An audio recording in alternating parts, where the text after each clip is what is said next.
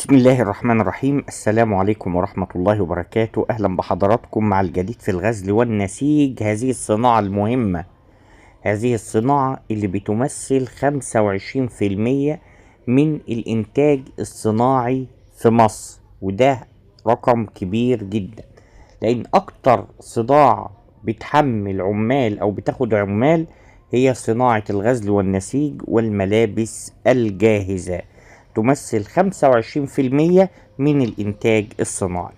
كان في السبعينات الدولة هي المشتري الوحيد للقطن، وكانت بتدعم الأقمشة، حاجة اسمها الأقمشة الاجتماعية والملابس للناس. من سنة 1994 مصر حررت تجارة القطن. ليه؟ بدأت تصدره بدل منتج، بدأت تصدره خام.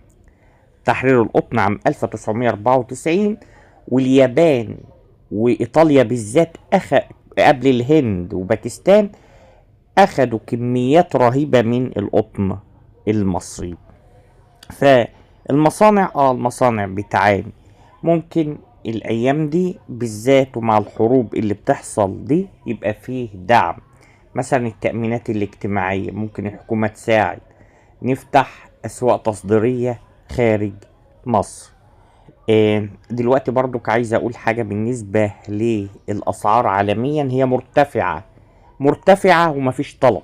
يعني لو انت بصيت عالميا هتلاقي الأسعار مرتفعة ومفيش طلب، ودي أكبر مشكلة مقابلة العالم حاليا.